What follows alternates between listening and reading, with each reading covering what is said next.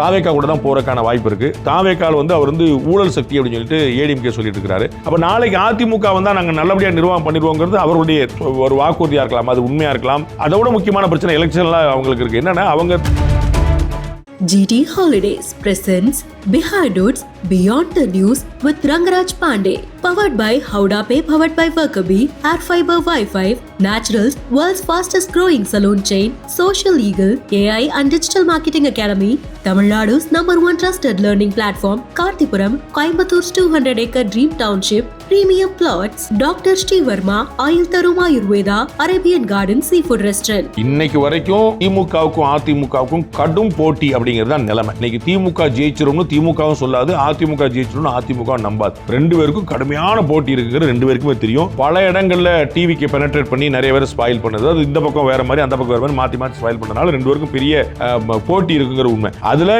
யாரு கடைசி வரைக்கும் களப்பணி அது பண்றாங்களோ அவங்க ஜெயிப்பாங்க. டிஎம்கே வந்து அதுல மாஸ்டர்ஸ். முதல் 2006 இலவச கலர் டிவி கொடுப்போம், 2 ஏக்கர் நிலம் கொடுப்போம், மின்சாரம் வந்து கொடுப்போம், 2 கிலோ அரிசி வந்து $2 ரூபாய் கொடுப்போம் சொல்லி சொன்ன போது அது ஒரு பெரிய தாக்கத்தை ஏற்படுச்சு, இந்தியா முழுக்க தாக்கத்தை. அப்படிப்பட்ட தாக்கத்தை அதிமுக தேர்தல் அறிக்கை கொடுக்கல. ஊடகங்கள் 80% திமுக கூட்டணி ஆதரிக்கின்றன. எடப்பாடி பழனிசாமி ஒரு ரவுண்ட் பழனிசாமி போயிட்டார், ஒரு ரவுண்டு எலெக்ஷன் பிரச்சாரம் போயிட்டார். அது பத்தாதுன்றேன், அது ஓகே. அது எலெக்ஷன்ங்கிறது மல்டிபிள் விஷயங்கள், 360 ஒர்க்குங்க. அதுல கீழே களப்பணி ஆற்றணும், மக்களை போய் சந்திக்கணும், தேர்தலுக்கு பணியாளர்கள் கொடுக்கணும், பணிமனை அமைக்கணும், பிரச்சாரம் பண்ணணும், போஸ்டர் ஓட்டணும், வால் பெயிண்டிங் எழுதணும், வேட்பாளர் நியமிக்கணும், கூட்டணி கட்சிகள் பேட்டணும், பொதுக்கூட்டங்கள், ஆர்ப்பாட்டங்கள், அதுல ஒரு வேலை நடந்திருக்கு. நீங்க திமுக கூட்டணி பாருங்க, தொடர்ந்து மண்டல மாநாடு அது இதுன்னு போட்டு இந்த பக்கம் மகளிர் அணி, இந்த பக்கம் இளைஞர் அவங்க வந்து ஆக்டிவேட் பண்றாங்க. அது வந்து எது ஓட்ட கூட்ட போறது இல்லை, ஆனா இருக்கிற ஓட்ட தக்க வைக்கிறதுக்கு நம்ம வேலை பார்க்கணும் வாடகை சொல்லும்போது இளைஞர் அணி கிளம்பி வருது, மகளிர் அணி கிளம்பி வருது அப்படின்னு மாறுகள். அப்ப அந்த மாதிரி இங்க எங்கேயாவது பண்றாங்களான்னு ஏடிஎம்கே பிஜேபி கூட்டணியில் யார் யாருக்கு எவ்வளவு சீட்டுங்கிறது பேசப்படவே இல்லை. அவர்களுக்கு வந்து ஒரு டென்டேட்டிவான நம்பர் கூட சொல்லப்படல. ஓகே, உங்களுக்கு ஒரு 10ங்க, உங்களுக்கு ஒரு 17ங்க, உங்களுக்கு வந்து 15ங்க, உங்களுக்கு 10ங்க அப்படின்னு சொன்னா ஒரு போல திமுகவுக்கு எதிரான நெரேட்டிவை இந்த தேசிய ஜனநாயக கூட்டணி கொண்டு வந்திருக்கிறானா இல்ல. தேசிய ஜனநாயக கூட்டணிக்கான எதிரான நெரேட்டிவை திமுக போராடம்லாம் சொல்லுது. GT Holidays presents Behind Woods Beyond the News with Rangaraj Pandey. Powered by Howda Pay, powered by Workaby, Air Fiber Wi-Fi, Naturals, world's fastest growing salon chain, Social Eagle, AI and Digital Marketing Academy, Tamil Nadu's #1 trusted learning platform, Karthipuram, Coimbator's 200-acre dream township, premium plots, Dr. Srivarma, Ayil Tarum Ayurveda, Arabian Garden Seafood Restaurant. தேர்தல் களம் வந்து ரொம்ப tough ஆகிட்டே இருக்கக்கூடிய காலகட்டத்தில் அவங்கவுங்க தேர்தல் அறிக்கைகள் சொல்லிட்டே இருக்காங்க. இபிஎஸ் அவர்கள் 3ஆம் கட்ட தேர்தல் அறிக்கையை வெளியிட்டிருக்கிறாரு. அதில் கருணை தொகையாக ஒவ்வொரு குடும்பத்துக்கும் 10,000 கொடுக்கப்படும் அப்படின்னு சொல்லியிருக்கிறாரு. இப்போ இது உதவித்தொகைன்னு மாற்றிருக்கிறாங்க. அதுக்கப்புறம் ஏற்கனவே வந்து கடனில் இருக்குது தமிழகம் அப்படின்னு அவரே பல முறை சொல்லியிருக்கும் போது இந்த 10,000 அது மட்டும் இல்லாமல் +2 முடித்தவர்களுக்கு, டிகிரி முடித்தவர்களுக்குன்னு இந்த மாதிரி திட்டங்கள் அறிவிச்சிட்டே இருக்கும்போது இது எப்படி சமாளிப்பாங்கிறத தாண்டி இன்னொரு பக்கம் ஒருவேளை அவங்க வரவே மாட்டாங்கிறதுனால இப்படி சொல்கிறாங்களா, அல்லது வந்தால் அதுக்கப்புறம் பார்த்துக்கலாம் அப்படிங்கிறதுக்கு இவங்க வந்து இந்த மாதிரி சொல்கிறாங்களா? இல்லை, 4 விஷயங்கள் இருக்குங்க. ஒன்று, எனக்கு தனிப்பட்ட முறையில் இது போன்ற அறிவிப்புள்ள உடன்பாடு இல்லை. அது பாஜக அறிவித்தாலும், அதிமுக அறிவித்தாலும், திமுக அறிவித்தாலும் இந்த மாதிரி கையில் நான் வந்து பணம் கொடுக்குறேன் அப்படிங்கிற விஷயம் வந்து நல்லதில்லை. அவர்களுக்கு வந்து வேலை வாய்ப்பு கொடுக்கணும், வாழ்வாதாரம் கொடுக்கணும், அவர்களுக்கு வந்து சந்தர்ப்பங்களை ஏற்படுத்தணும், இன்ஃப்ராஸ்ட்ரக்சர் ஏற்படுத்தணும். இதுதான் வந்து அரசாங்கம் செய்ய வேண்டிய. அரசாங்கத்துடைய வேலை வியாபாரம் பண்ணுவதும் கிடையாது, காசு கொடுப்பதும் கிடையாது. நீங்கள் ஆவின் பால் விற்க வேண்டியதும் இல்லை, டான்சம் சிமெண்ட் போட வேண்டியதும் இல்லை, நீங்கள் வந்து டாஸ்மாக் கடையில் சாராயம் விற்க வேண்டியதும் இல்லை, மக்கள் கையில் காசு கொடுக்கணும், இது எதுவுமே செய்ய வேண்டியதில்லை. நீங்கள் இன்ஃப்ராஸ்ட்ரக்சர் ரெடி பண்ணுங்கள், அவங்க வந்து அவங்களுக்கு ஆம்பியன்ஸ் ஏற்படுத்தி கொடுங்க, அவங்களுக்கு வந்து கடன் கொடுங்க, அவங்களுக்கு தொழில் பண்ணுறதுக்கான வாய்ப்பு கொடுங்க, அவங்களுக்கு வேலை வாய்ப்பு கொடுங்க. இதுதான் நம்ம செய்யணும். ஆனால் இந்த அரசாங்கம் வந்து இதில் வந்து மாறி போய் ரொம்ப காலம் ஆகிப்போச்சு. இது வந்து ஒரு நோய் போல மாநிலம் முழுக்க தொட்டி கொண்டிருக்க பார்க்குறோம், நாடு முழுக்க பரவி கொண்டிருக்கு நம்ம பார்க்குறோம். அதில் எனக்கு உடன்பாடு இல்லை. அது ஒரு பாயிண்ட். 10,000 ரூபா கொடுக்க முடியுமா அப்படின்னா, இந்த முறை 5,000 ரூபா கொடுத்த போதே 6,500 கோடி ரூபா கிட்ட அவங்களுக்கு செலவாச்சு தமிழ்நாடு. ஸோ வந்து 10,000 ரூபா கொடுத்தாங்கன்னா அது வந்து கிட்ட 12,500 கோடி ரூபா, 12,000 கோடி ரூபா வரைக்கும் சாதாரணமாக செலவாகும். 12,000 கோடி ரூபா ஒன் டைம்லங்கிறது அவங்களால ஸ்பெண்ட் பண்ண முடியுமா இருக்கும், அதில் வந்து ஒன்றும் குழப்பம் இல்லை. அவங்க வந்து பட் வந்து எப்படி என்ன கடன்கள்லாம் வந்து கூட தம்போது அதில் ஒன்றும் குழப்பம் இல்லை. 12th முடிச்சவங்க வந்து அதனால் அந்த மாதிரியான நெருக்கடிலாம் இருக்கத்தான் செய்யும். அதில் வந்து அவங்க என்ன சொல்லிடுறாங்க, திமுகவுக்கு வந்து ஆட்சி நிர்வாகம் பண்ணக்கூடிய திறமை இல்லைங்க, எங்கள்கிட்ட இருக்குங்க, நாங்கள் கோவிட் பீரியடை சமாளித்து வந்தவங்க, எங்களால் முடியுங்க அப்படின்னு சொல்கிறாங்க. இது வந்து ஒரு ரிட்டாரிக்காக இருக்கட்டும், ஃபேக்சுவலாக இருக்கட்டும், டிஎம்கேவோட இவங்க பெட்டராக இருக்காங்கன்னு வச்சுக்கோங்க. நீங்கள் ட்ராக் ரெக்கார்டை பார்த்தீங்கன்னா, நான் வந்து இந்த செய்தி நான் போட்டிருக்கேன் தினமலரில் இருந்தபோது, அதுக்காக சொல்ல வரேன். ஏடிஎம்கே ஆட்சியில் இருக்கும்போது கடன் திருப்பி அளிக்கிறது வந்து அதிகமாகிட்டே இருக்கும், டிஎம்கே ஆட்சியில் இருக்கும்போது வட்டி திருப்பி அளிக்கிறது அதிகமாகிட்டே இருக்கும். இது வந்து உங்களுக்கு வந்து நார்மலாக நீங்கள் பார்த்தீங்கன்னா தெரியும். 1,00,000 கோடின்னு இந்த கடன் தொகை அதிகரித்த போது நாங்களாம் அலறி அடித்து நியூஸ் போட்டோம். இந்த முறை திமுக ஆட்சிக்கு வந்தபோது 5,00,000 கோடியாக இருந்துச்சு. இந்த 5 வருஷத்தில் பாருங்கள் 10,60,000 கோடியாக இருக்கும் போது அவங்க பட்ஜெட்லேயே போட்டிருக்காங்க. அப்போ 10,60,000 கோடி 5 வருஷம் சுதந்திர காலத்திலேருந்து 2021 வரை, அதாவது 1947 2021 வரை 5,00,000 கோடி தான் கடன். 2021 26 வரைக்கும் 5 வருஷத்தில் 10,000 கோடி கடன் அப்படின்னு சொல்லி 10,00,000 கோடி கடன் அப்படின்னா எங்கே where we are leading to அப்படின்னு. அப்போ அந்த 10,00,000 கோடியில் கடனை என்ன பண்ணியிருக்கீங்கிற ஒரு கேள்வி. அப்போ நாளைக்கு அதிமுக வந்தால் நாங்கள் நல்லபடியாக நிர்வாகம் பண்ணிடுவோங்கிறது அவர்களுடைய ஒரு வாக்குறுதியாக இருக்கலாம், அது உண்மையாக இருக்கலாம், ரிட்டாரிக்காக இருக்கலாம், லெட் தட் பி. அங்கே என்ன பிரச்சனை அப்படின்னா, அதை விட முக்கியமான பிரச்சனை எலெக்ஷன்லாம் அவங்களுக்கு இருக்குது. என்னென்னா அவங்க இதை கடைசி மைல் வரைக்கும் கொண்டு போய் சேர்க்கலை. ஏற்கனவே அவர்கள் அறிவித்த ஆண்களுக்கும் இலவசமாக பஸ் கொடுக்க போகிறோம், நாங்கள் மாதந்தோறும் 1000 ரூபாங்கிற நாங்கள் 2000 ரூபா ஆக்கிடுவோம், நாங்கள் எல்லாருக்கும் வீடு, எல்லா குடும்பங்களுக்கும் வீடு கொடுப்போம், நாங்கள் அதில் பட்டியலத்தவர்கள் தனி கொடுத்துட்டு போனாங்கன்னு அவங்களுக்கு இன்னொரு வீடு கொடுப்போம் அப்படின்னு சொல்லிட்டு இது மாதிரி நிறைய ப்ராமிஸ். ஏற்கனவே நேற்று அவர் அறிவித்தது ப்ராமிஸ் நம்பர் 3. அவர் 3ஆவது கட்ட தேர்தல் வாக்குறுதி கொடுத்தார். ப்ராமிஸ் 1 and 2 போய் மக்கள்கிட்ட சேர்க்கப்படலைன்ற அந்த அதாவது நீங்கள் முதல் 2006 இலவச கலர் டிவி கொடுப்போம், 2 ஏக்கர் நிலம் கொடுப்போம், மின்சாரம் கொடுப்போம், 2 கிலோ அரிசி 2 ரூபாய்க்கு கொடுப்போம்னு சொல்லி சொன்னபோது அது ஒரு பெரிய தாக்கத்தை ஏற்படுச்சு, இந்தியா முழுக்க தாக்கச்சு. அப்படிப்பட்ட தாக்கத்தை அதிமுகவுடைய தேர்தல் அறிக்கை கொடுக்கல, அவர்களே தூக்கி சுமக்கலை, கூட்டணி கட்சிகள் கொண்டு போய் சேர்க்கலை, அது அப்படியே நிற்கிது, அது ஒரு அறிவிப்பாக நிற்கிது. அன்னைக்கு ஒரு நாளைக்கான டிபேட் பாயிண்டாக இருக்குது, மறுநாள் ஒரு மக்கள்கிட்ட அது டிபேட் ஆமான ஊடகங்கள் டிபேட். நீங்கள் அதை நம்ப முடியுமான்னு கேட்கணும், நான் சாத்தியமானு கேட்கணும், இன்னொருத்தர் பைசா இருக்கான்னு கேட்கணும். இப்படி பப்ளிக்கிட்ட போனால் தான் அது போய் ரீச் ஆகும், அது பப்ளிக்கிட்ட போய் சேரலை. அது அதிமுக அவர்களுடைய அந்த ஆர்ம்ஸ் அதெல்லாம் என்ன செய்ய, எத்தனை அணி இருக்குது, மகளிர் அணி, அந்த அணி, இந்த அணி, எவ்வளோ அணி வச்சிருக்காங்க, இளைஞர் அணி, ஐடிவிங்க எல்லாம் என்ன செய்கிறாங்க, இதில் ட்வீட் போட்டு உட்காந்து செட்டில் ஆகிட்டு மக்கள் நம்ம ஓட்டு போடாமல் உட்காந்துருக்காங்க போல தெரியுது.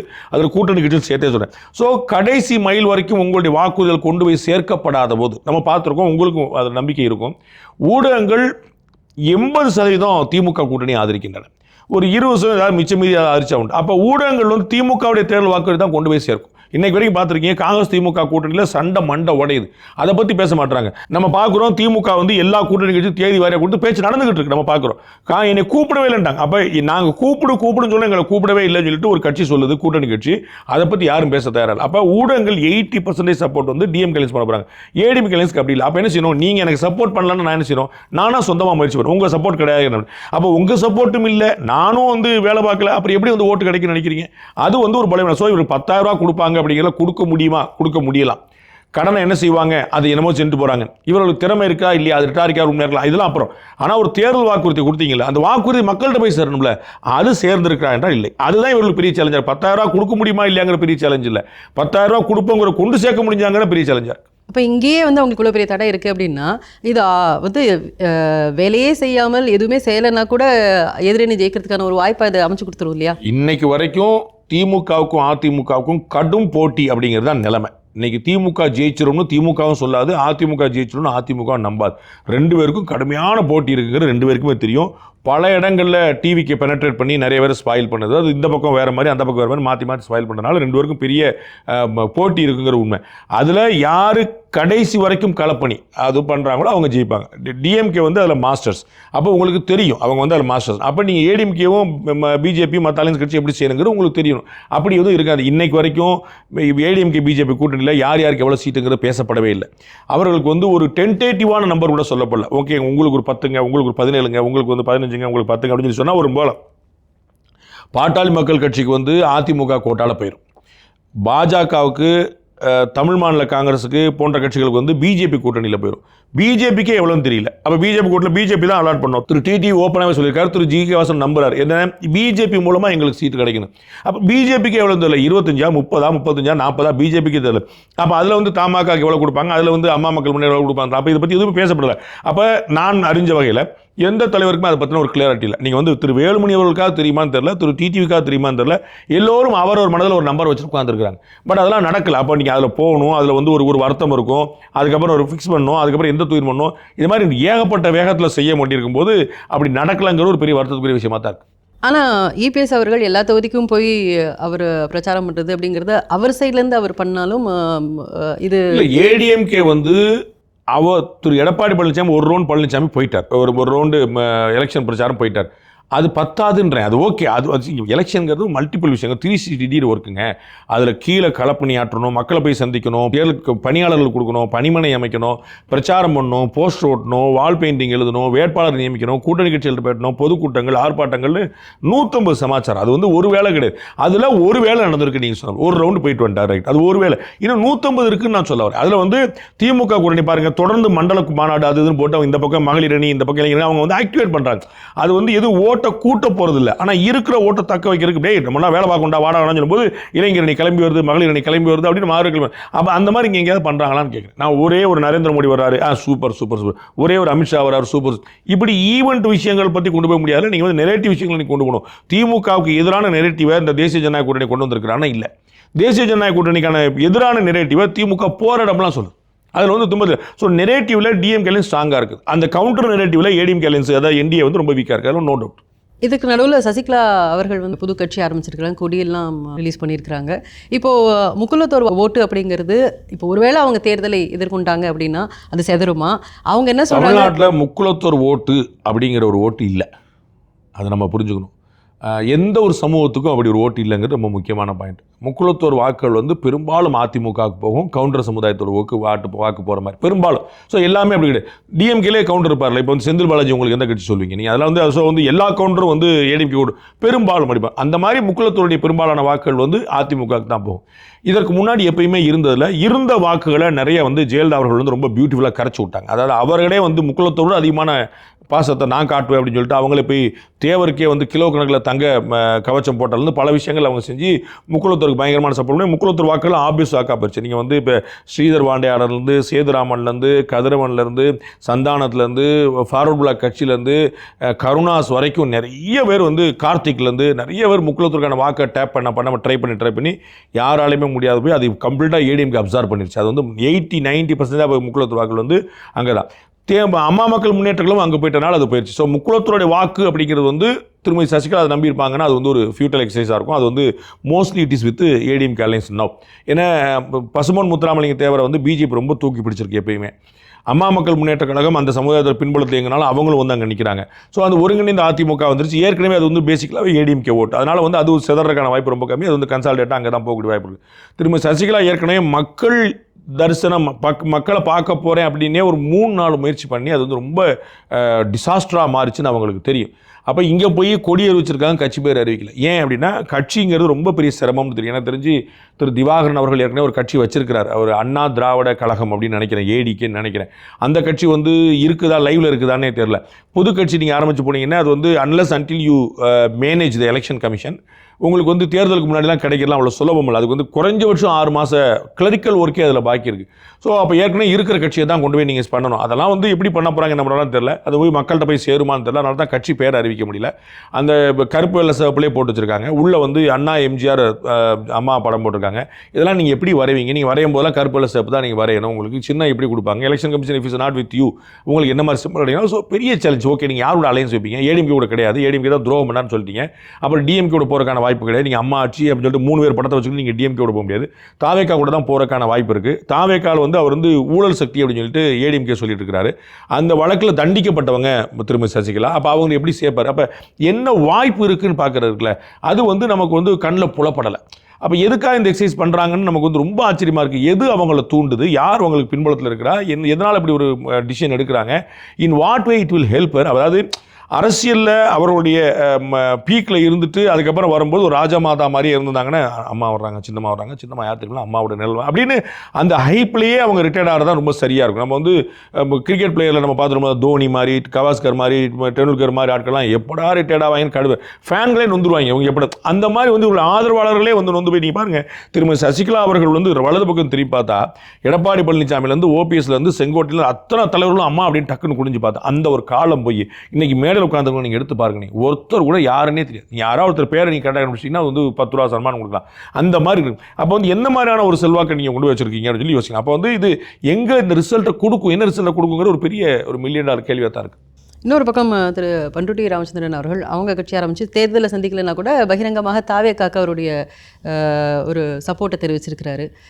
ஏன் அவர் வந்து கட்சி ஆரம்பிச்சுட்டே சேர்க்க வேண்டியதானே? அதில் கட்சி ஆரம்பிக்காம அங்கே போய் சேர்க்கறதுக்கு இருக்கு. கட்சி ஆரம்பிச்சு தேர்தல் சந்திக்காம இருக்கு. தேர்தலையும் சந்திக்க வேண்டியதானே. நீங்கள் ஒரு 50 சீட் வாங்க வேண்டியதானே. அவர் தான் 234 வச்சிருக்காருல, சும்மா தானே வச்சிருக்காரு. நீங்கள் உங்களுக்கு வாங்கிட்டு போக வேண்டியதானே, அந்த கட்சியிலே சேர்ந்துட வேண்டியதானே. அது வந்து திரு பண்ருட்டி ராமச்சந்திரன் வந்து ரொம்ப மிக மூத்த அரசியல்வாதியாக இருந்தாலும், வயது முதிர்ச்சி பெருசாக இருந்தாலும், அவருக்கு நிதானம் தப்பலை. ரொம்ப கிளியராக அவருடைய கிளாரிட்டி ஆஃப் தாட் வந்து ரொம்ப பியூட்டிஃபுல்லாக இருக்குது. ரொம்ப தெளிவாக சிந்திக்கக்கூடிய, பேசக்கூடிய திறனில் இருக்கிறார். அதனால் ஆக்டிவாக இருக்கிறோமே, நம்ம ஏதாவது கான்ட்ரிபியூட் பண்ணுவோம். எதுக்கு சும்மா உட்காந்துருவோம்?